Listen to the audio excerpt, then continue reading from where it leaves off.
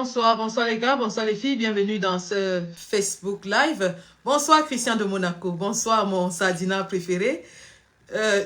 On est million. Bonsoir et aussi à vous sur TikTok. Bienvenue dans ce Facebook Live. Partageons le live s'il vous plaît, tapotons. Pour ceux qui sont sur Facebook, je suis également en live sur TikTok. Malheureusement, alors j'ai pas pu partager sur TikTok, donc ce sera à vous de partager. Nous allons parler ce soir de l'absence prolongée de Paul Biya au sommet de notre État.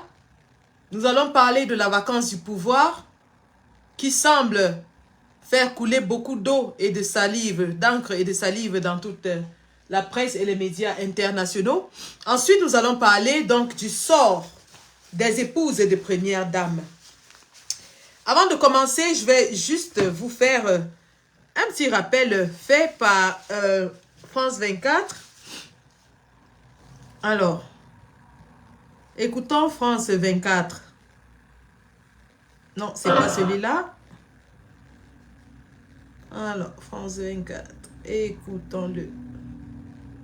C'était papa. Non, du tout.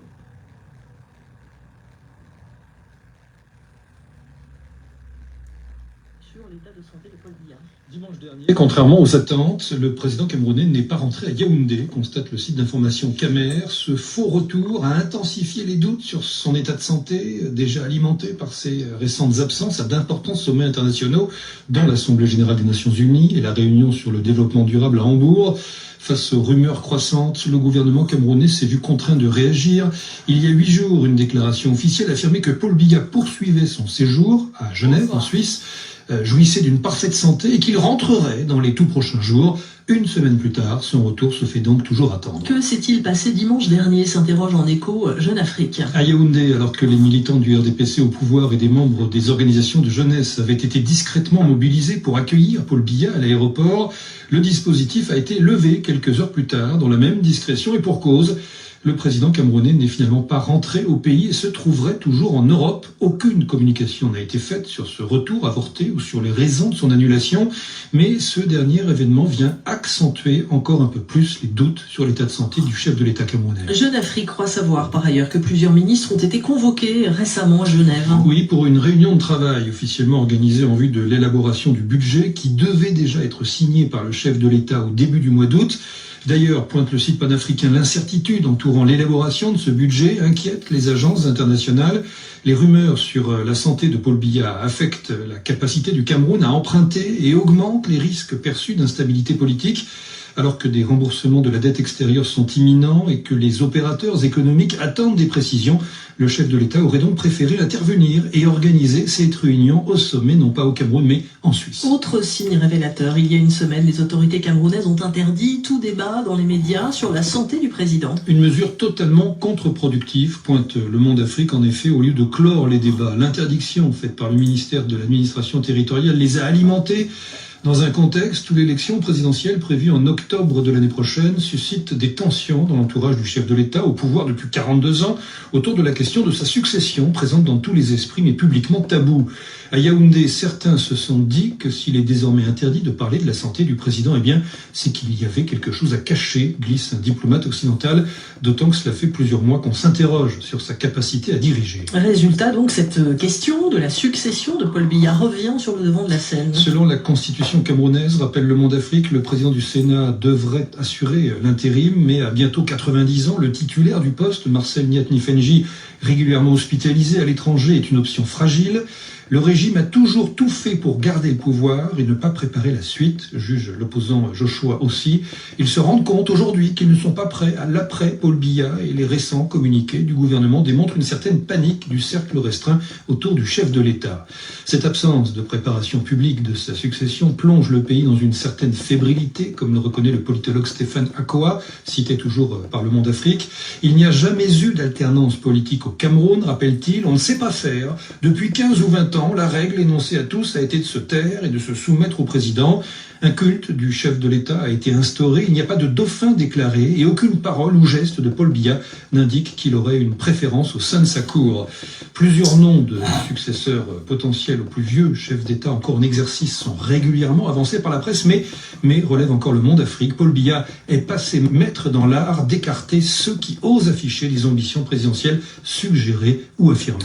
Un jololi, on fut malade. Merci.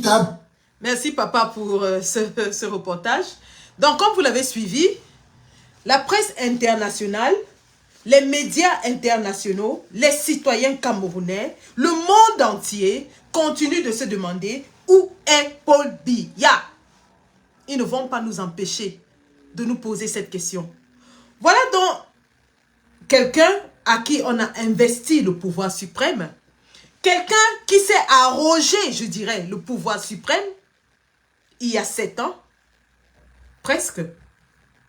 Voilà quelqu'un qui est censé protéger les citoyens camerounais à l'intérieur et à l'extérieur du pays, protéger l'intégrité de notre territoire, pourvoir aux besoins des Camerounais, qui a disparu de la surface de la terre.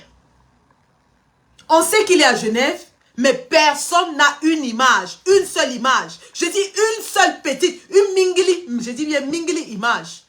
On a dit que d'accord, on ne veut même pas le voir debout ou bien assis ou quoi que ce soit. Montrez-nous seulement une toute petite image de Biya en train de saluer comme le pape, en train de faire seulement ça, comme le pape. Rien depuis plus de 6 semaines aujourd'hui. Et l'État du Cameroun, les ministres de Paul Biya, ne voudraient pas qu'on s'interroge là-dessus. Ils voudraient nous faire croire à nous et au monde entier que Paul Biya va bien, il vaque à ses occupations, mais personne ne sait là où il est en train de vaquer à ses occupations. À l'heure où je vous parle, Paul Biya n'est pas à l'intercontinental. Et ça, on peut le démontrer. Paul Biya n'est pas à l'intercontinental, qui était sa maison depuis plus de 30 ans, où il s'est installé, a installé ses affaires, sa famille s'est installée. À titre de rappel, si besoin est, rappelez-vous que Brenda Biya, même pendant que son père était au Cameroun, vivait toujours à l'hôtel Intercontinental. Rappelez-vous qu'elle avait fait des vidéos où elle nous disait que la sécurité des Blancs sont venus l'attraper à l'intérieur de l'hôtel Intercontinental. Pour vous dire une chose, les Bobby Tanap, le groupe dont je suis le leader depuis 2020, avait organisé justement un boycott de Chantal et Brenda Biya à l'hôtel Intercontinental en l'absence de Paul Biya. Nous sommes en 2020, novembre 2020. Paul Biya est en train de s'isoler parce qu'il a plus de 90 ans, il y a la crise de Covid et Paul Biya ne peut pas sortir. Donc pendant que Paul Biya était en isolement à Etoudi, ou alors en Vomeka, on ne sait pas trop où parce qu'il a l'air de se cacher. Vous vous rappelez, en 2020, lorsque Guilou le Hibou était devenu le président du Cameroun, Guilou le Hibou remettait les galons aux étudiants de l'EMIA à leur sortie. Guilou le Hibou recevait les ambassadeurs des autres pays pendant que Paul Biya se cachait. Et on nous a dit que c'est grâce aux accords coloniaux qui stipulent que la France a l'obligation d'intervenir en cas de danger au président de la République. Ça ne s'est passé qu'au Cameroun. Il n'y a qu'au Cameroun qui a des absurdités pareilles. Où un ambassadeur de France se transforme en président de la République du Cameroun en l'absence de Paul Biya. Vous vous rappelez en 2020, lorsque l'ambassadeur de France, Guilou le Hibou, était devenu le président de la République du Cameroun, il recevait les ambassadeurs des autres républiques. Donc, pendant ce temps, donc, quand Paul Biya se cachait du Covid, son épouse et sa fille étaient logées à l'hôtel Intercontinental.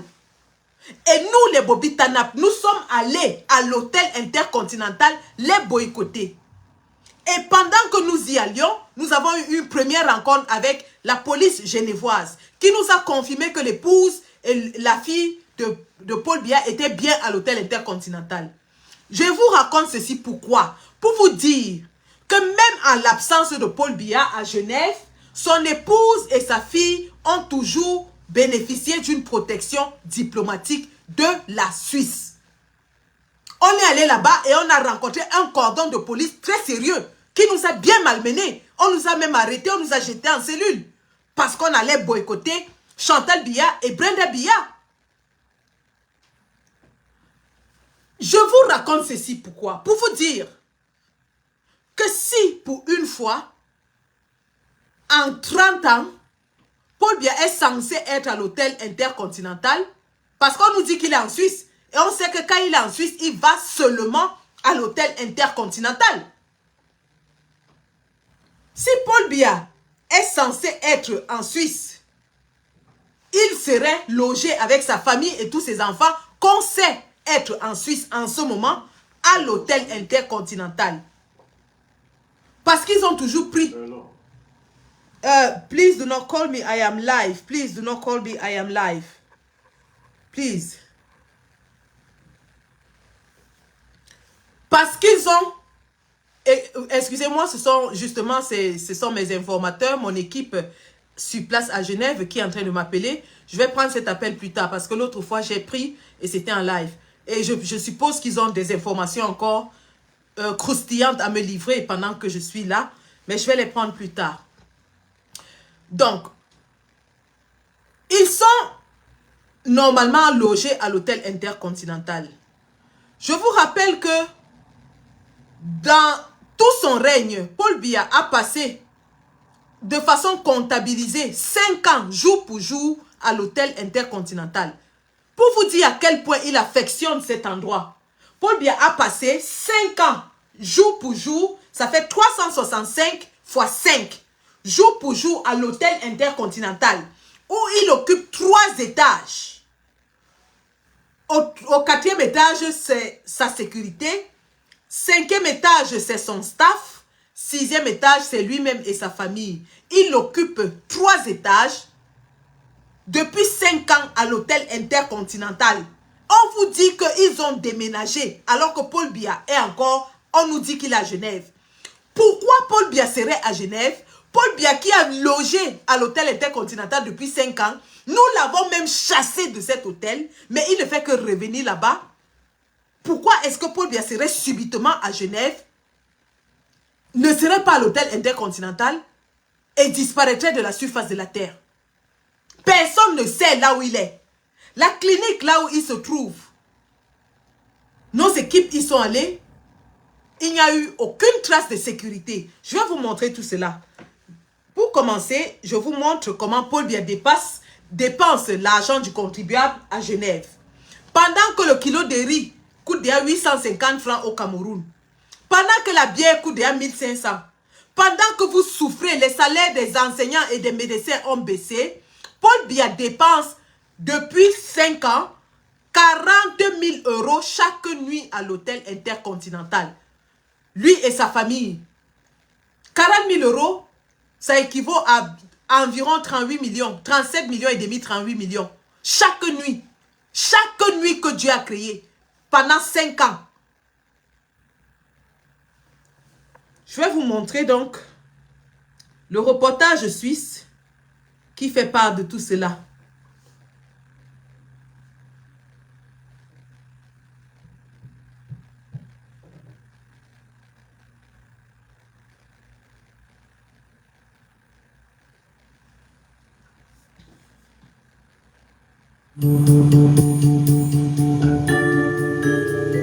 Genève, son jet d'eau, ses banques, ses organisations internationales.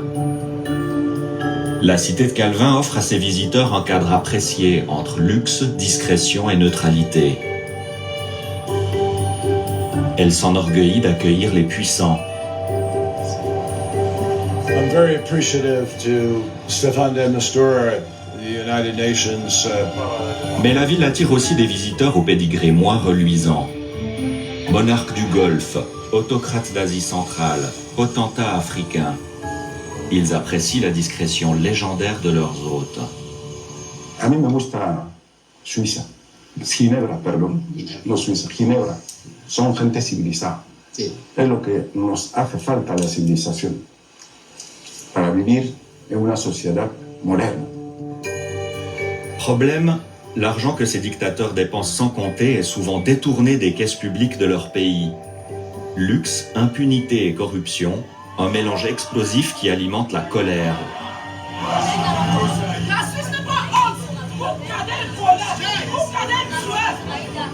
C'est de l'argent volé aux gens. Pour en savoir plus, nous avons suivi la trace de ces régimes autoritaires et de leurs dépenses somptuaires autour de la rade. On a ici un modèle d'affaires qui est le modèle de développement économique du canton de Genève, qui est extrêmement risqué et qui est problématique. Visiblement, ces questions dérangent. Vous arrêtez de filmer, monsieur, s'il vous plaît. Non, on est sur le terrain public. Non, vous arrêtez de filmer. Jusqu'ici, la présence de ces dictateurs à Genève était très secrète. Tout au plus, les passagers de l'aéroport pouvaient apercevoir çà et là les emblèmes exotiques de leurs avions se posant sur le tarmac. Mais quelque chose a changé. Internet a percé ce voile de secret. Comme souvent dans les révolutions technologiques, tout démarre de manière surprenante. Je suis anglais d'origine, du nord de l'Angleterre. J'ai fait mes études à l'Université de Londres, mathématiques et ensuite le doctorat en informatique. Puis ensuite, je suis venu travailler au CERN. Je suis resté des années avant de prendre ma retraite. Ayant habité juste ici à côté de l'aéroport, j'ai compris que il y avait de plus en plus d'avions, de plus en plus de bruit, etc. Mike Gerard préside l'ARAGE, l'association des riverains de l'aéroport de Genève. Son combat, lutter contre le vrombissement des réacteurs qui assourdit les habitants. Mais ce n'est pas tout. Je suis quelqu'un qui a développé sur le site de l'ARAG des outils pour traquer tous les avions, parce que je me suis rendu compte qu'il y a beaucoup d'avions qui n'étaient jamais répertoriés sur l'information de l'aéroport. Ces vols mystérieux qui n'apparaissent jamais sur les registres officiels, Mike n'est pas le seul à s'y intéresser. Le retraité du CERN fait partie d'une grande famille, celle des spotters, ces passionnés qui passent leur temps au bout des pistes pour observer les avions. Je m'appelle Jeremy Denton, j'ai 23 ans. Mon hobby, c'est les avions, l'aviation. Je fais ça depuis 2006. Alors mon but principal, c'est d'avoir une collection. Donc de les prendre en photo, de les exposer sur des sites et également de les entreposer dans ma collection à moi, afin de vraiment avoir l'intégralité des flottes des aéronefs. La chose que pour nous les spotters est bien plus intéressant, c'est vraiment tous ces gouvernements, ces privés qui viennent de temps à autre. Ici, à Genève, c'est très souvent, étant donné qu'on est quand même localisé dans une plateforme internationale. C'est un terrain de chasse exceptionnel, Genève. Donc on a de temps à autre l'occasion de voir des bizjets et présidents, gouvernements assez énormes.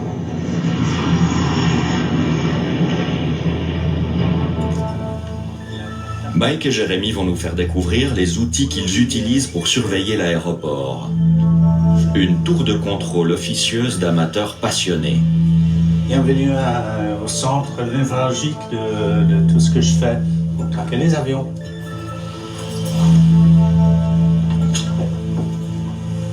Et puis ça, c'est l'avion qui vous intéresse. En fait, c'est un petit peu ce que les contrôleurs aériens utilisent en fait. Hein. Oui. Qu'est-ce qu'on voit là? Là, par exemple, on a le code de vol AFR 89LB, donc le AFR qui correspond à Air France. Et on voit qu'il survole. Hein. Et là, il part direction nord à 32 000 feet, en direction de Paris. On voit tous les avions qui sont en vol dans un périmètre de 80 km oui. autour de Genève. Oui, le récepteur pour tous les messages de tous les transpondeurs dans un rayon d'une centaine de kilomètres. Il y a un programme qui reçoit tous les messages et qui essaie de les identifier Les atterrissages et les décollages, ça tourne tout le temps. Le radar de Mike détecte les signaux émis par les balises anti-collision des avions. C'est légal puisque ces signaux sont émis sur une fréquence publique. Grâce à ces informations, les ordinateurs de Mike répertorient, analysent et comparent les mouvements de tous les avions de passage. Ce radar va nous guider dans une traque d'un nouveau genre. Et à partir de ça, qu'est-ce qu'on peut observer? Comment on peut faire?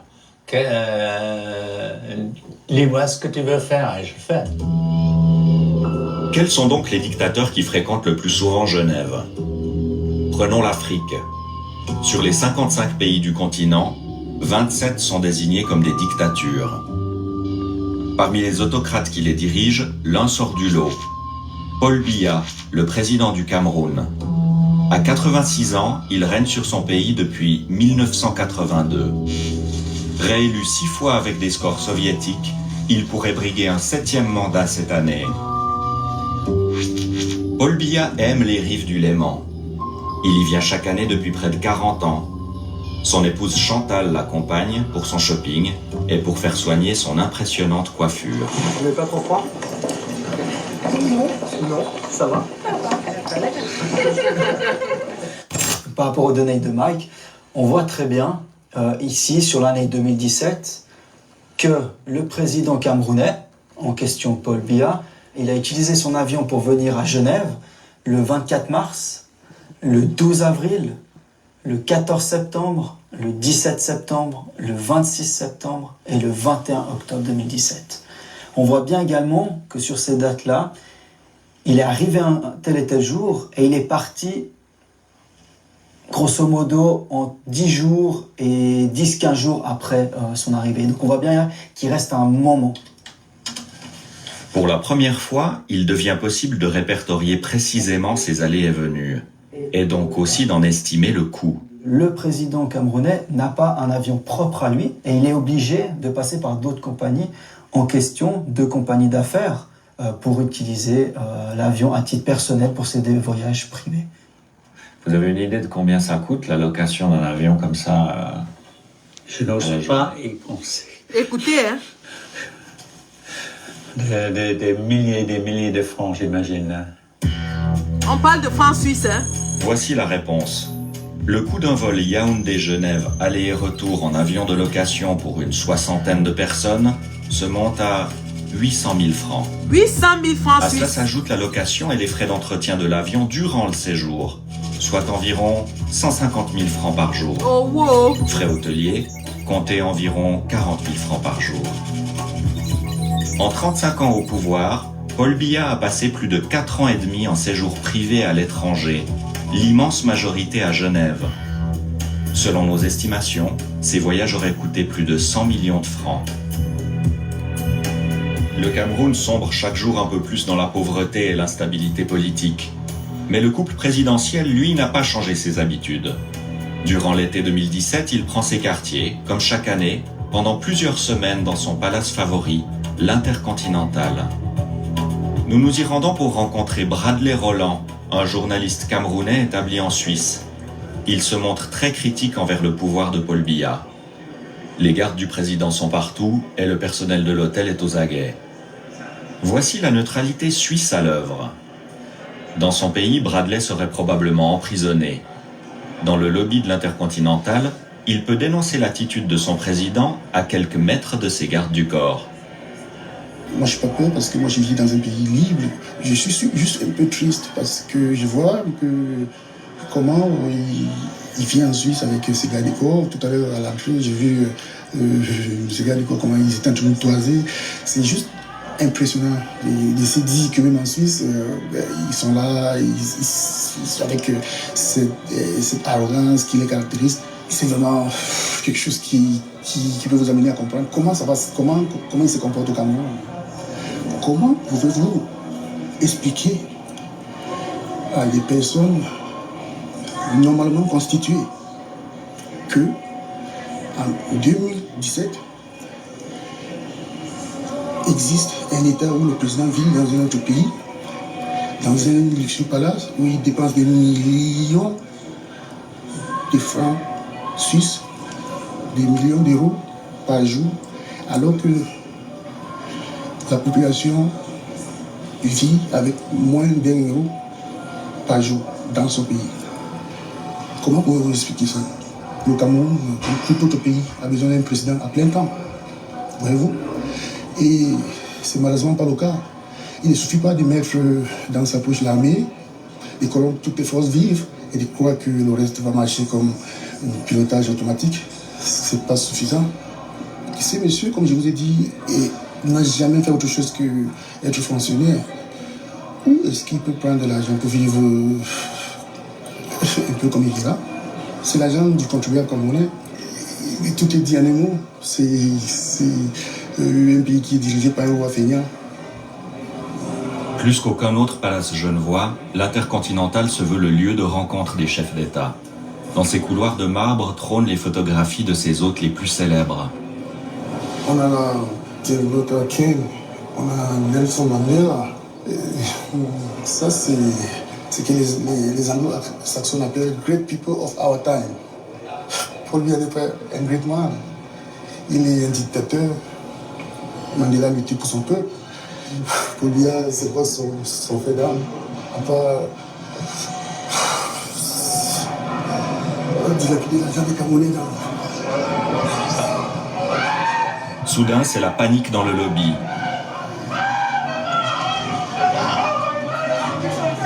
À l'extérieur, des Camerounais viennent crier leur colère sous les fenêtres de leur président.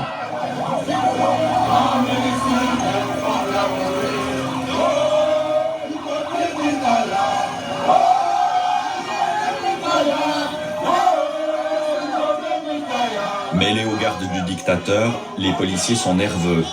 Ici, pas d'esclandre. Il ne faut pas déranger les résidents de l'hôtel. Parce qu'elle n'est pas autorisée, cette manifestation. Donc vous vous mettez en travers de la loi, on filme ça et on met comme ça sur les réseaux. Le film, c'est mon droit, je suis journaliste sur la voie publique. Je vous demande gentiment, c'est la police, c'est un manque de police.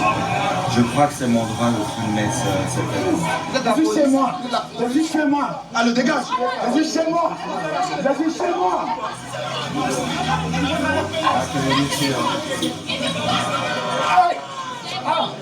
La violence, c'est filmé. C'est filmé. Nous décidons de poursuivre pour comprendre la colère des manifestants et pour savoir ce qu'ils attendent de la Suisse. La ville de Genève va nous expliquer l'argent des impôts qui paye ça pour gérer les passes publiques. Ils doivent nous expliquer. On va reculer. On va reculer. Est-ce que le service sécurité ici, d'accord? Oui. Eux qui parlent, ils sont pas derrière nous. Le Cameroun doit changer. Le Cameroun doit changer. Et le stade du Cameroun, nous on va Bonjour s'il vous plaît. Bonjour. Tranquille s'il vous plaît, tranquille. On va se parler comme des gens normaux. Qu'est-ce qui se passe? Alors, vous arrêtez de filmer, monsieur, s'il vous plaît. Non, on est sur le terrain public, on continue. Mais non, mais vous arrêtez de filmer. Non, on continue. Qu'est-ce qui se passe? Alors, est-ce que Paul Biya vit en Suisse? Est-ce que chez lui c'est en Suisse? C'est une question. Vous parlez de monsieur Biya, c'est ça? Monsieur Biya, parce qu'il est là. Il devait être chez lui, en train de régler les problèmes chez lui. Parce que si on ne tuait pas les gens chez nous, Criez pas, monsieur, criez pas. Qu'est-ce que vous voulez maintenant? Qu'est-ce que qui rentre chez lui? D'accord, mais ça va être compliqué, monsieur. Moi, je ne peux rien exiger du président Biya. Vous comprenez bien? Vous comprenez bien? Vous avez fait vos revendications, on a pris note, on transmettra au département fédéral. On était déjà là-bas. Voilà, d'accord. On prend note et simplement maintenant, entre gens raisonnables, on vous demande de quitter les lieux. Paul Biya vient aussi. Est-ce qu'il est requérant d'asile depuis 35 ans en Suisse? Ça, c'est la bonne question qu'on pose. S'il est requérant d'asile, qu'on lui montre son permis de séjour. Parce qu'il dirige le Cameroun depuis Genève. Il a 400 personnes avec lui. Payées par les contribuables. Payées par l'agent de pétrole de chez nous. La partie anglophone qui l'a plié. Qui est en ruine. Et là, on ne peut pas laisser passer ça. Il faut que la Suisse se réveille. Il faut que des Suisses joignent à nous pour dénoncer ça. Les autorités ont pris note, mais au final, la Suisse ne posera aucune question à Paul Biya. La manifestation ne l'empêchera d'ailleurs pas de revenir à Genève quelques mois plus tard pour prolonger encore sa luxueuse villégiature.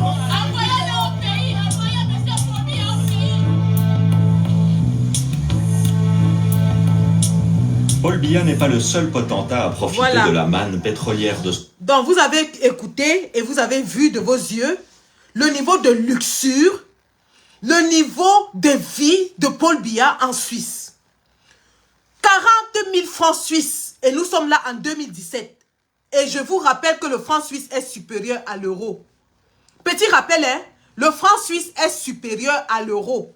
Donc Paul Biya dépense à l'hôtel Intercontinental 40 000 francs suisses chaque nuit. Et on vous dit qu'il a déjà passé 5 ans, jour pour jour, dans cet hôtel depuis qu'il règne. Au point où il déplace 400 personnes pour diriger le Cameroun depuis la Suisse. Et ça ne date pas d'aujourd'hui. On vous dit, Camerounais, Camerounaises, lorsque nous sommes allés le déloger en 2019 et que nous avons épargné des centaines de millions au peuple camerounais parce que Paul Biya passé 3 ou 4 ans, il ne venait plus en Suisse. Voilà à quel point la gabegie financière caractérise le règne de M. Paul Biya. Et vous avez vu dans cet hôtel, lorsque Biya y est, sa sécurité est partout. Vous avez vu le reportage. Vous avez vu sa sécurité provoquer les Camerounais qui étaient à l'intérieur. D'ailleurs, après l'assaut de la Basse en 2019, quand Paul Biya arrive là-bas, on ne permet plus aux Noirs d'entrer dans ce lobby. Mais il se peut donc que, il y a 2 semaines, nos combattants sont allés là-bas. Nos combattants sont même allés boire un café dans le hall. Alors que le gouvernement du Cameroun nous dit que Paul Biya est à Genève. Les combattants ont bu le café dans le hall. Il n'y avait aucune sécurité. Paul Biya n'est pas à l'Intercontinental. Sa famille a d'ailleurs enlevé, déménagé officiellement avec 3 camions, 3 gros camions de déménagement. Nous avons traqué la clinique au bord du lac Léman, comme vous l'avez entendu dans le reportage. Il adore les bords du lac Léman. Le lac Léman, c'est le lac qui traverse la Suisse. Et Biya d'ailleurs a une villa au bord du lac Léman qu'il préfère abandonner. Il a une villa à Genève qu'il préfère laisser pourrir pour aller vivre dans le marbre à l'hôtel Intercontinental avec toute sa famille aux frais du contribuable. Donc, aux abords du lac Léman, du côté vaudois, la région vaudoise de la Suisse, c'est une région très cossue, une région prisée par les célébrités et les personnes riches de ce monde. On appelle cet endroit la Riviera. Il y a une kyrielle de cliniques privées suisses qui font dans la médecine esthétique, qui font dans les soins de récupération, la physiothérapie, ainsi de suite. C'est d'ailleurs là-bas que Paul Biya va souvent se requinquer, les cures de jouvence. Ces cures de jouvence, il les fait au bord du lac Léman en Suisse, dans une région qu'on appelle la région vaudoise, à Montreux. Donc nous avons pu retracer la clinique où Paul Biya serait parti pour ses soins. Mais lorsque nos camarades y sont arrivés, il n'y avait personne à la réception. Question. Paul Biya n'est pas parti au sommet des Nations Unies. On nous a dit qu'il a fait un malaise. Il a fait un malaise, il a été ramené à Genève. Ayant fait un malaise, il serait donc sous traitement. Il n'est pas à l'hôtel Intercontinental. D'après ses ministres qui nous ont dit qu'il se porte bien et vaque à ses occupations. On sait que quand Paul Biya se porte bien et vaque à ses occupations, il est à l'hôtel Intercontinental. Or, nous avons la preuve de ce que Paul Biya n'est pas, ni sa famille, à l'hôtel Intercontinental. Deuxième piste, Paul Biya serait donc malade et à l'hôpital. Nos camarades sont partis à cette clinique qui est quand même assez exclusive, qui est très sécurisée, qui est presque impossible à accéder.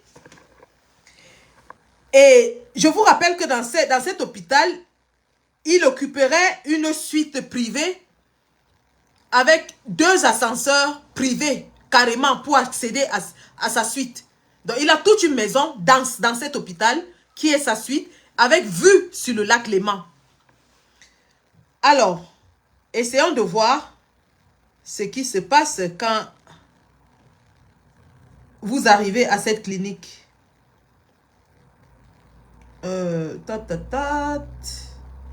Ok, je vais vous montrer. Quand vous arrivez à cette clinique, voici donc ce qui se passe.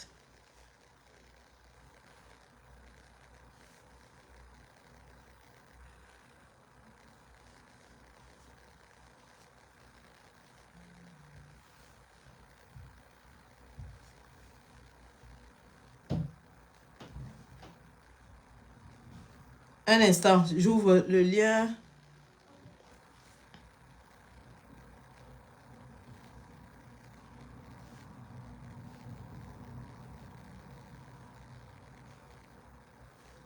Donc, voici la clinique où se trouverait M. Biya. Et lorsque vous y arrivez, regardez bien, la réception, elle n'est pas grande, donc vous aurez accès. Vous verrez s'il y avait de la sécurité. Vous verrez s'il y avait de la sécurité. Il n'y a pas de sécurité à l'extérieur ou à l'intérieur. Or, nous savons que quand Paul Biya se trouve quelque part, à l'extérieur, vous avez d'abord la sécurité de la Suisse. À l'intérieur, vous avez sa garde rapprochée. Aucun signe de sécurité dans cet hôpital. Deux hypothèses.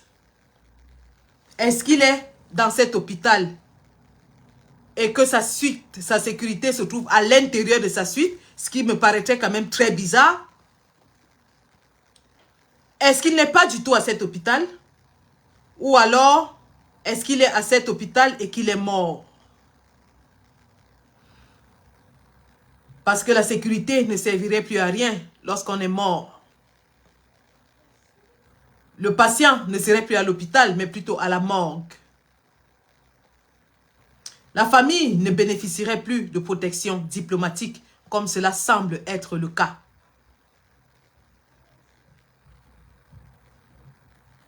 Où est donc passé Chantal Biya, ainsi que tous les enfants Biya, qui semblent aussi avoir disparu de Genève.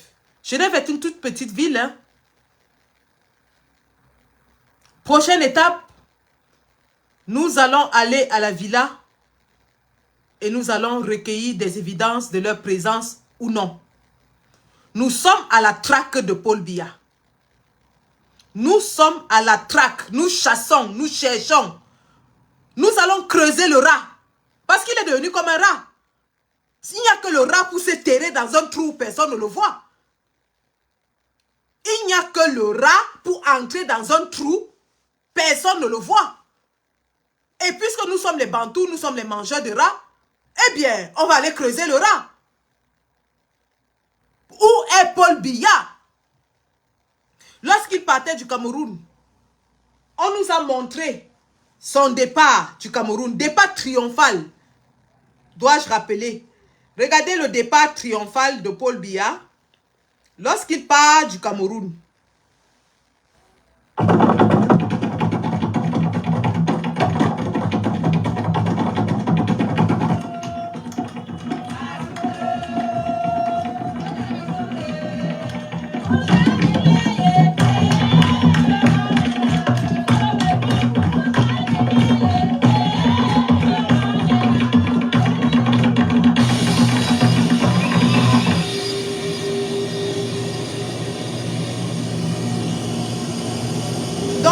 Départ triomphal de Paul Biya le 2 octobre avec les groupes de danse, avec les corps constitués, en train de saluer tout le monde, la CITV en direct, toute la République en branle pour voir comment Paul Biya est en forme. Il est en train de partir en Chine.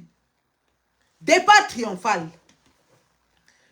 Maintenant, je vais vous montrer les autres étapes de son voyage aussi triomphaux. Arrivée de Paul Biya en Chine. Arrivée triomphale. Regardons. Ciel et ses environs, ce lundi 2 septembre 2024. Une ambiance qui annonce la solennité, la présence imminente du numéro 1 camerounais sur les lieux. Les membres de la section RDPC de la Bafoué Famba Sud donnent de la voix et mettent la chaleur habituelle reconnue au parti dirigeant. C'est dans cette effervescence... Oui, ça c'est le départ avec les groupes de danse. Les groupes de danse qui sont déjà au chômage. Bon, je vais vous montrer l'arrivée triomphale à Beijing. Arrivée triomphale. Tout ça c'est triomphal, hein? Départ triomphal, groupe de danse, bababababab. Arrivée triomphale. Allez, on regarde.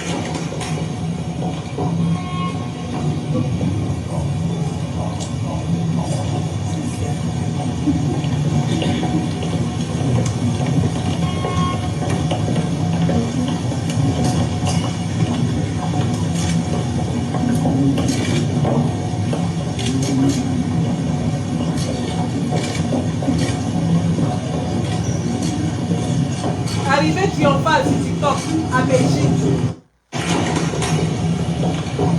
Voilà. Tout le monde a vu, quand Paul Biya partait, le départ triomphal. Les Sardinais ont dansé ici que notre père, toujours chaud, gars, chaud. Il est encore debout, il peut. Oh, il multiplie les voyages, il est encore fort, il peut. Arrivé à Beijing, on a vu. Départ de Beijing, on n'a plus jamais vu. Au départ de Beijing, on ne l'a plus jamais vu. Jusqu'au jour où je vous parle. Personne n'a plus vu Paul Biya en vie, debout, faisant quoi que ce soit, depuis Beijing. Personne. Celui qui a une image de Paul Biya, partant de Beijing, arrivé à Genève, et qui est en train de travailler, nous envoie sa pardon. C'est tout ce qu'on demande. Envoyez-nous une bingili, petite image comme ça de Paul Biya, en train de travailler à Genève depuis le 2 septembre qu'il est parti. Il n'y en a pas. Il n'y en a pas. Voilà donc quelqu'un qui est parti du Cameroun avec un calendrier bien établi de rendez-vous internationaux.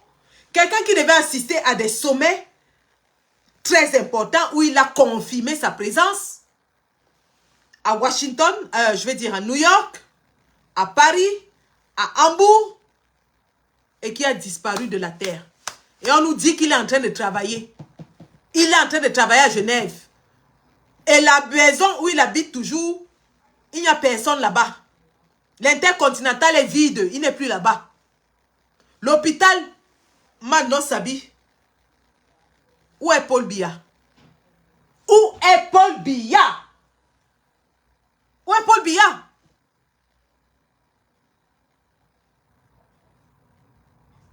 Et aujourd'hui, ils nous disent que oui, Paul Biya peut rester à l'étranger, il peut passer autant de temps qu'il veut. Voilà, on ne peut pas constater la vacance du pouvoir.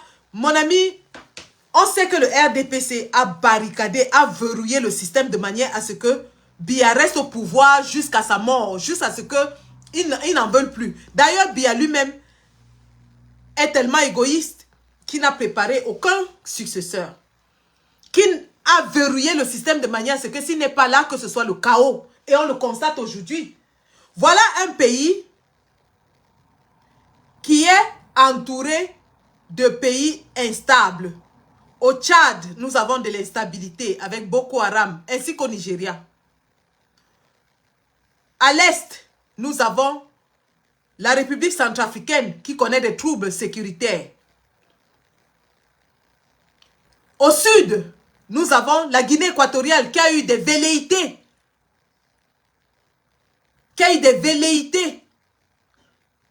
D'occupation dans notre territoire. Et Paul Biya n'a jamais réagi. Qu'est-ce qu'il nous dit? D'ailleurs, lorsqu'on a vu le gouverneur de la province de Calabar au Nigeria qui a dit que Bakassi doit être restitué au Nigeria. Qu'est-ce qu'il nous dit maintenant? Que constatant l'absence de Paul Biya, virgule, le Nigeria ne peut pas envoyer une colonne armée récupérer Bakassi et même un peu plus. Puisque le commandant en chef, le chef suprême des armées, a disparu de la surface de la terre et envoie ses messagers nous dire qu'il est en train de travailler. Il est terré dans un trou à Genève et on nous dit qu'il travaille parce qu'il a convoqué des ministres. Donc Paul Biya ne rentre pas à Yaoundé. mais s'assoit à Genève où personne ne le voit pour convoquer des ministres. Et on nous dit qu'il va bien et il est en train de vaquer à ses occupations. Pendant ce temps, le pays est laissé à la merci de tout voisin ayant des idées d'invasion. La guerre qu'il y a aujourd'hui entre Israël et Gaza, ainsi que le Liban, c'est à cause du territoire. C'est parce que chacun se dispute une partie du territoire. La guerre qu'il y a aujourd'hui entre la Russie et l'Ukraine, c'est toujours des causes territoriales. Lorsque nous savons que nous avons des antécédents de territoire avec le Nigeria, avec la Guinée équatoriale, avec le Gabon, et que ces pays-là ont à leur tête des présidents capables d'envoyer des colonnes envahir notre pays, qu'est-ce qui prouve que nous, aujourd'hui, nous ne sommes pas à la merci des idées occupationnistes de nos voisins? Parce que le commandant en chef, le chef suprême de toutes les armées, est porté disparu. Si nous sommes envahis aujourd'hui, qui va organiser la riposte? Qui va protéger les citoyens? Qui va protéger l'intégrité de notre territoire? Celui à qui nous avons assigné cette tâche, entre guillemets, a disparu et nous a abandonnés. Depuis 45 jours minimum. Et on nous dit qu'on n'a pas le droit de demander là où il se trouve. À titre de rappel, la démocratie, c'est le pouvoir du peuple, par le peuple et pour le peuple. Je rappelle, hein, la démocratie, c'est le pouvoir du peuple, par le peuple et pour le peuple. Ça, c'est la définition. Nous savons qu'au Cameroun, c'est une dictature, entre guillemets, mais qui se veut quand même, entre guillemets, être une dictature. Donc, si Paul Biya dit qu'il est un président d'une démocratie, ça veut dire qu'il prétend avoir été choisi par le peuple. D'ailleurs, ils nous ont dit que c'était 70%. Qu'il sache donc qu'il est l'employé de ces 70% ou alors des Camerounais dans leur entièreté. Paul Biya travaille pour le peuple camerounais. Celui qui paye son salaire, c'est le peuple camerounais. Celui qui paye ses séjours à l'hôtel intercontinental, c'est encore le peuple camerounais. Celui qui paye sa vie de luxe pour sa femme et pour lui et sa fille, c'est le peuple camerounais. La moindre des choses que Paul Biya doit au peuple camerounais, c'est des explications. La moindre. S'il est malade, qu'il vienne clairement dire au peuple camerounais qu'il est malade, il ne se porte pas bien, il prend un temps de repos. Ce ne sera pas la première fois et le peuple comprendra. Mais de vouloir ridiculiser, mépriser le peuple en lui disant qu'il travaille et qu'il n'est nulle part visible, c'est de la moquerie. Et de prétendre donc qu'après avoir abandonné, parce que là, il y a abandon de poste, Paul Biya a abandonné son poste, puisqu'il est censé diriger le Cameroun depuis Yaoundé et non depuis la Suisse. Aucun autre président ne dirige son pays depuis notre capitale. Paul Biya est le seul président au monde qui dirige son pays depuis un autre continent.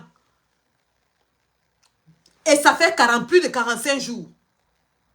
Il est donc question de constater donc l'abandon du poste, soit la démission de Paul Biya à ses fonctions de chef d'État du Cameroun. Si je suis infirmière aujourd'hui, je suis employée dans un hôpital. L'hôpital est mon lieu de service. Je dois me présenter chaque jour à mon lieu de service, pointer mon heure d'arrivée, pointer mon heure de départ. Si pour une raison ou une autre, je ne peux pas me présenter, soit j'appelle mon employeur et je lui explique que je suis en incapacité et je lui donne la durée de mon incapacité, soit je demande une permission, mais si je ne me présente pas, je décide de ne pas aller au travail, 1 jour, 2 jours, 3 jours, mon employeur est dans le droit de me demander pourquoi je ne suis pas au travail. Et si mon absence se prolonge, il est obligé de constater que je suis dans l'incapacité médicale de continuer mon travail et donc de me licencier. Parce que lorsque je prends ce service, l'une des conditions pour qu'on m'attribue ce poste est ma santé physique, de prouver que je suis en bon état physique et même mental.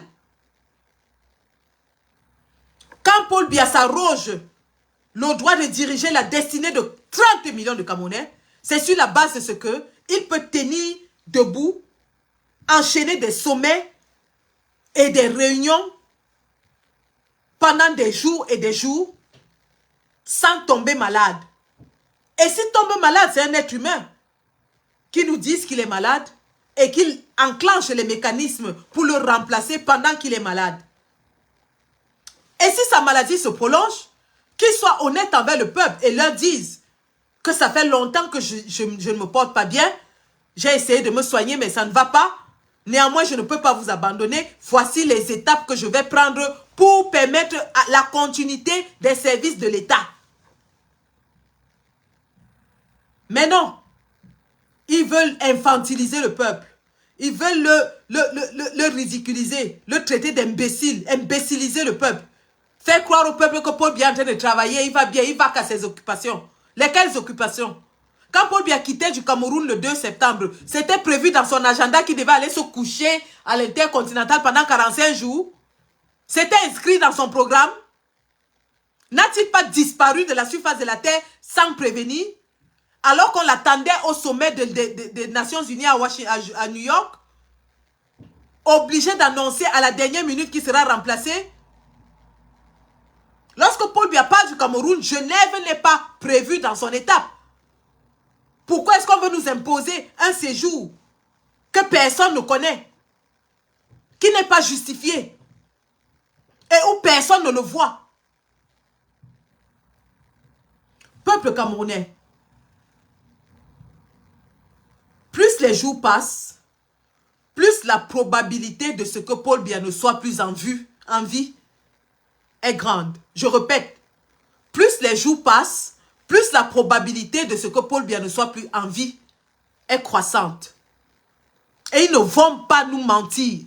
Ils ne vont pas non plus prendre tout ce temps pour arranger le gré à gré. Nous allons nous opposer à cela avec la plus grande fermeté. Je dis bien, nous allons nous opposer au gré à gré avec la plus haute fermeté. Vous qui êtes au Cameroun, sachez que le peuple est souverain. Sachez aussi que le peuple n'a pas besoin d'un agenda constitutionnel. Parce que c'est le peuple qui est souverain. Je répète, le peuple n'a pas besoin d'un agenda constitutionnel. Si le peuple décide de reprendre son pouvoir, quel que soit le jour, l'heure, le peuple reprendra son pouvoir. Parce que le pouvoir appartient au peuple. Le peuple est libre de se lever et de reprendre son pouvoir. Le peuple n'a pas besoin d'agenda constitutionnel.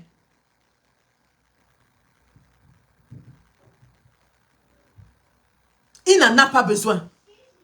Je vais vous montrer, à titre d'exemple, ce qui s'était passé en Roumanie, sous la Roumanie de Ceausescu. Pour les jeunes, hein, vous êtes jeunes, vous ne pouvez pas savoir. Alors, Ceausescu, c'était l'un des plus vieux dictateurs de l'Europe qui est tombé en 1989. Et je vais vous montrer exactement ce qui s'était passé. Ceausescu avait écrasé la Roumanie pendant 25 ans avec l'aide de sa femme, Elena. Elena qui était une paysanne, qui n'était pas éduquée, qui a verrouillé tout en Roumanie, qui s'est approprié tout et qui écrasait le peuple. Ils ont écrasé le peuple roumain. Les Roumains n'arrivaient même pas à s'acheter du pain. Aujourd'hui, même en Europe, on sait que les Roumains sont pauvres. Parce que Ceausescu avait ruiné le pays. Et je vais vous montrer ce que le peuple a fait pour se libérer. C'est le peuple. Le peuple était tellement écrasé qu'il a fini par se rebeller. Qu'il a fini par se lever. Qu'il a chassé son dictateur. Et l'a même attrapé. L'a tué. Regardons ce qui s'était passé. Le cas de Ceausescu.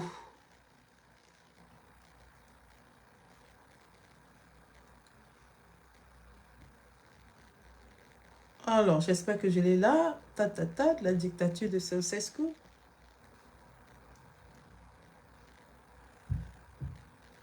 Voilà.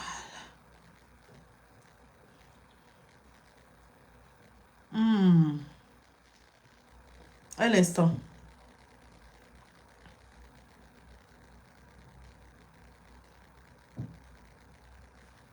Oh là là, je ne pense pas que je l'ai là. Alors, je vais le rechercher rapidement.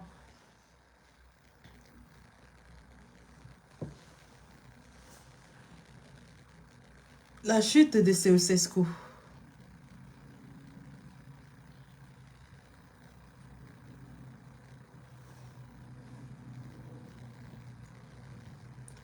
Donc,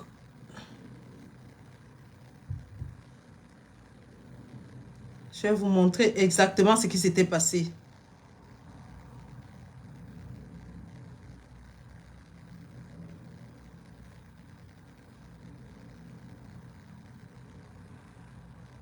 Il y a un très long documentaire que je ne peux pas vous montrer entièrement, mais je cherche il y a un autre qui a un résumé parfait. Hein.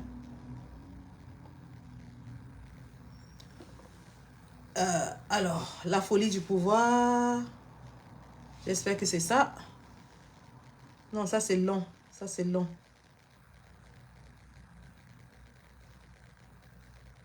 À défaut de vous montrer ce qui s'était passé en résumé,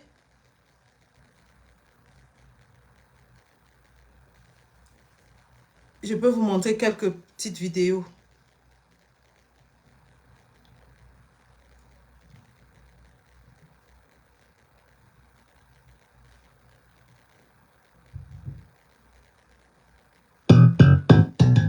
La France s'inquiète de la situation en Roumanie. Notre ambassadeur a été rappelé à Paris pour consultation. Le Quai d'Orsay est préoccupé par la situation des droits. Des populations dans des régions de Transylvanie où les paysans sont en majorité d'origine hongroise ou allemande, suspects donc pour un régime qui prône la roumanisation. Alors, il y a tellement de similitudes que je pense que je vais faire ce programme de Ceausescu à part. Parce que vous allez voir les similitudes dans la dictature. La roumanisation, c'est quoi? C'est la discrimination, la division du peuple. Au Cameroun, qu'est-ce qu'on voit? Le tribalisme. Vous allez voir que Ceausescu avait une milice privée qu'on appelait Securitas. Et Paul Biya a une milice privée qu'on appelle le BIR.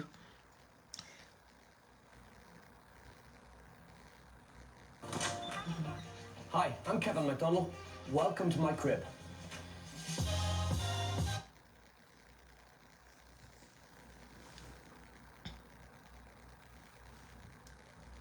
Le dernier discours, jeudi après-midi. Le commencement de la fin du conducateur, le début de la fuite.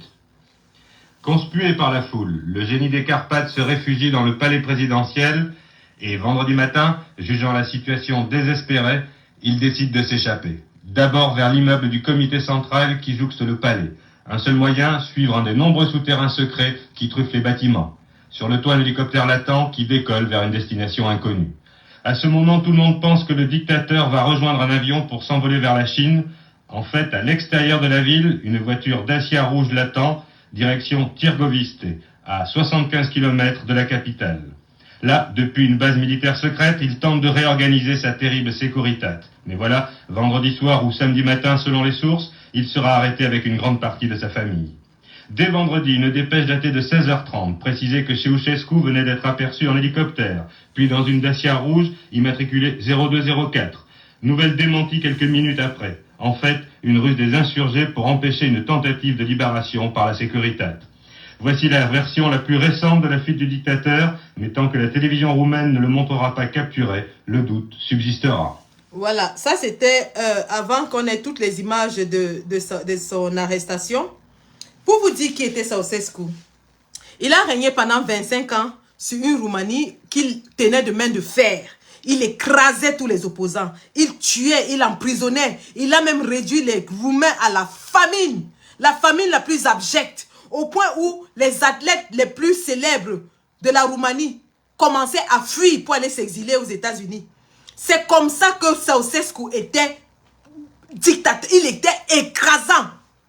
Quand on parle de Paul Biya aujourd'hui, c'est pareil. Paul Biya a passé tout son temps à écraser les opposants, à les emprisonner, à les tuer, écraser toute velléité de réclamation. Et Ceausescu avait une milice privée qu'il appelait la Securitat. La Securitat, c'était comme le BIR. La Securitat passait dans toutes les villes et attrapait, torturait, tuait tous ceux qui osaient se prononcer contre Ceausescu. Pendant que sa femme menait une vie de luxe, dans le château. Pendant que sa femme, Elena, une paysanne qui atterrit au sommet de l'État par la force du mariage au dictateur, s'est mise à écraser tous les Roumains. Alors, lorsque le peuple a commencé à grogner, la grogne a commencé à monter, Ceausescu a essayé de fuir. Il est d'abord parti se réfugier dans la maison du parti. Il a pris un hélicoptère pour s'enfuir. Malheureusement, l'hélicoptère l'a déposé quelque part. Il a voulu prendre la voiture pour partir. Le peuple s'est saisi de lui. On l'a attrapé avec sa femme et ses enfants. On l'a ramené et on l'a traduit au tribunal. Il a été condamné à mort. Lui et sa femme Elena ont été fusillés. Nous parlons de la Roumanie en 1989. Et ça, je voulais surtout vous montrer ce que les Roumains pensaient de Elena. Elena Ceausescu, qui était un monstre.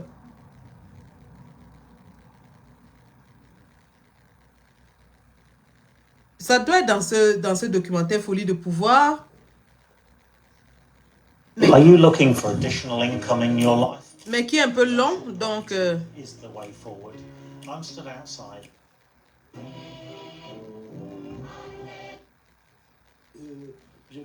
Qui est un peu long, je vais vous trouver le résumé.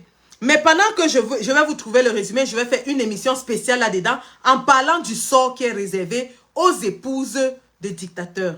Le sort réservé aux épouses des dictateurs. Parce qu'en général, qu'est-ce qui se passe? Et le schéma est le même partout, hein. Qu'on soit en République démocratique du Congo, qu'on soit au Zimbabwe, qu'on soit au Cameroun, qu'on soit un peu partout, ces dictateurs ont la particularité de prendre des femmes qui ne sont pas éduquées, qui n'ont pas été à l'école. Et ces femmes, lorsqu'elles arrivent, elles imposent toute leur famille. Elles les mettent au poste juteux. Ils se servent la main dans le pot de miel jusqu'au coude. Elles verrouillent tout. Elles assoient la dictature. Elles tuent. Elles massacrent. Ces femmes de dictateurs. Et alors quand la chute du mari arrive, elles sont les premières à s'enfuir. Aujourd'hui, personne ne sait où se trouve Chantal Biya. Personne ne sait où se trouve Chantal Biya. Mais Chantal Biya elle-même sait que si elle ose rentrer au Cameroun sans Paul Biya, elle sait le sort qui lui sera réservé. Elle sait la douleur. Elle sait le préjudice qu'elle a causé à des millions de Camerounais. En commençant par son entourage. Chantal Biya sait les témoignages de méchanceté qui sont contre elle. Chantal Biya sait la cruauté dont elle a fait preuve.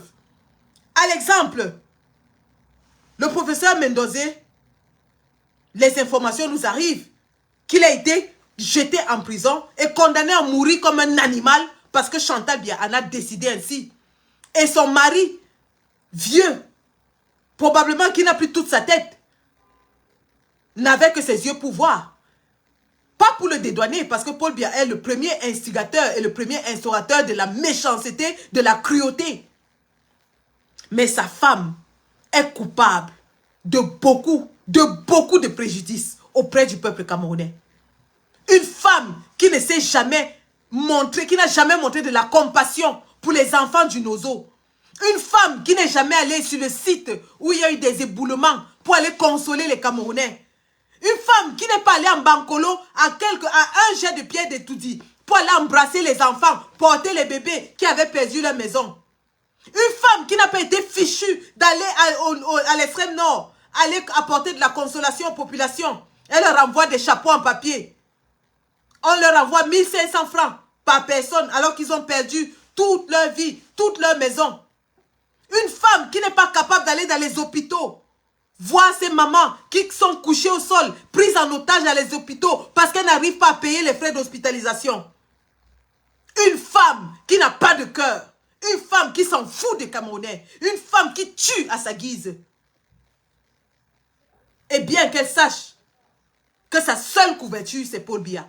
Et si Paul Biya ferme les yeux, Chantal Biya ne remettra plus les pieds au Cameroun. Et si elle reste en diaspora, nous allons la traquer jusqu'au dernier retranchement. Nous allons la traquer jusqu'au dernier retranchement. Parce qu'on avait dit, nous les Amazones de la Révolution, notre trophée de guerre, c'est la perruque de Chantal Biya. C'est sa perruque. Et on va la traquer partout pour retrouver cette perruque-là. Qu'elle ne pense pas qu'elle échappera.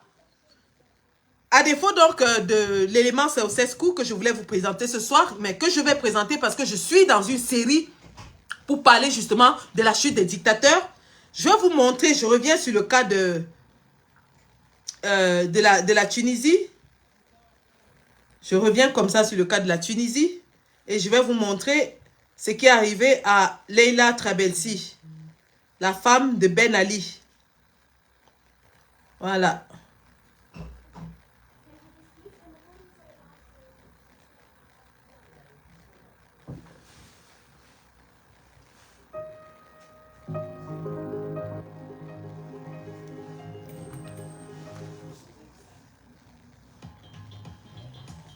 C'est la pub, hein? Excusez-moi.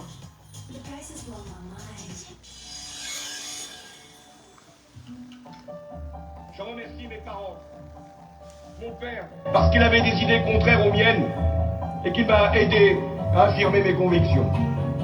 Il ne comprend pas très bien pourquoi son père veut absolument partir à toute vitesse. C'est une part de son enfance qui lui est retirée brutalement et pour lui c'est extrêmement important. La façon dont... Non, ça m'a ramené à un élément sur Sarkozy que j'étais en train de regarder. Voilà. Ah, qu'est-ce que j'ai fait?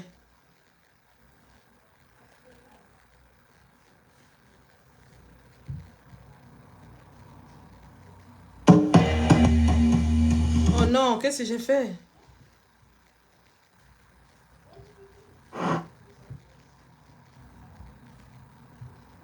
Really? Hi, it's Capital One here.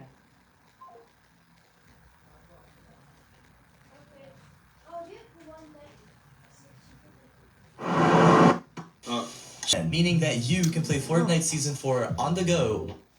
Voilà. Donc vous voyez à peu près... Vous voyez à peu près le luxe dans lequel les dictateurs vivent pendant que leur population sont en train de crever. Pendant que le peuple misère. Évidemment, les premières dames ne sont pas étrangères à ce rythme de vie. Et c'est pour ça que lorsqu'un dictateur tombe, la première personne qui est recherchée après lui, eh bien, c'est son épouse.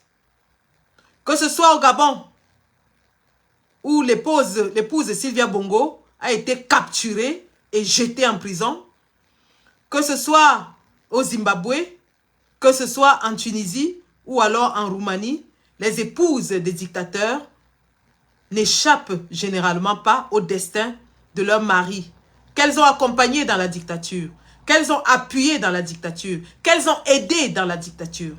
Et bien que Madame Chantal Biya le sache, puisqu'aujourd'hui, on nous dit qu'elle est en Suisse avec son époux, qu'elle se rassure que cet époux rentre au Cameroun triomphalement comme il était parti. Qu'elle s'assure qu'il y a les groupes de danse qui vont l'accueillir et qui vont aller saluer comme quand il était parti. Qu'elle s'assure qu'il sera debout et va saluer les corps constitués comme quand il était parti. Parce que si tel n'est pas le cas, virgule, que Chantal Biya oublie rapidement l'idée de retourner au Cameroun. Parce qu'elle sera la première qui sera capturée. Que ce soit par le peuple, que ce soit par ceux qui sont autour d'elle et qu'elle a passé son temps à martyriser. Parce qu'il y a des rancœurs autour d'elle. Et elle le sait. Elle est consciente de ce qu'elle a causé beaucoup de tort. Elle est consciente de ce qu'elle a causé beaucoup de morts. Elle est consciente de ce qu'elle a écrasé les gens autour d'elle.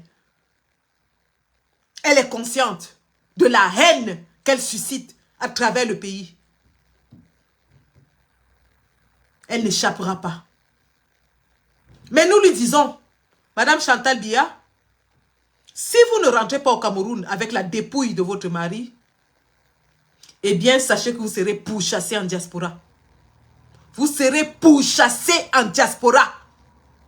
Jusqu'à ce que vous soyez capturé et rentriez au Cameroun rendre compte. De la même façon que nous aujourd'hui, nous pouvons parler au Cameroun parce que vous nous capturez aux aéroports. De la même façon, lorsque votre mari va mourir, vous serez capturé et vous allez répondre devant la justice de tous vos crimes. Que cela soit dit. Et que cela soit clair. Il y a un temps pour tout. Et votre temps a sonné. La fin de la dictature au Cameroun a sonné. Peuple camerounais, Prenez vos responsabilités. Le pouvoir est le vôtre. Récupérez votre pouvoir et exercez-le comme il vous plaît. Le pouvoir reviendra toujours au peuple. Que le système Biya ne pense pas qu'il a réussi à verrouiller la constitution, verrouiller le processus de succession, verrouiller pour que personne d'autre ne puisse gouverner le Cameroun en dehors d'eux.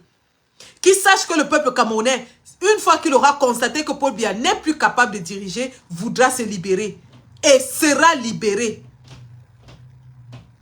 Le peuple camerounais ne peut plus accepter 100 ans de dictature féroce du clan Biya, de la clique à Biya. L'heure a sonné, peuple camerounais. L'heure a sonné. Nous devons forcer Paul Biya à sortir de son trou. Nous devons multiplier la pression sur les médias internationaux, sur la Suisse, afin qu'ils nous remettent Biya, mort ou vif. Il est le président de 30 millions d'individus. On a besoin qu'il retourne gouverner notre pays. Puisqu'il s'est arrogé le droit de gouverner, eh bien qu'il gouverne. Il voulait gouverner, non? Il a dit qu'il pouvait gouverner, non? Eh bien qu'il retourne gouverner. Qu'il retourne gouverner. Donc les gars, l'éveil continue. Nous ne lâchons rien. Aucun buzz ne va venir tuer où est Paul Biya. Je répète, aucun buzz ne viendra tuer. Même si ça dure 6 mois, on va seulement réclamer où est Paul Biya. Et nous n'accepterons plus notre forfaiture. Nous veillons au grain. Nous n'accepterons plus une autre forfaiture. Et l'attaque se fera sur tous les plans. Médiatiques, sur le terrain, journalistique, ainsi de suite. Je ne sais pas si vous voyez mon live, hein, le live. Ouh là, ouh là là, ouh là là, ouh là là, ouh là là.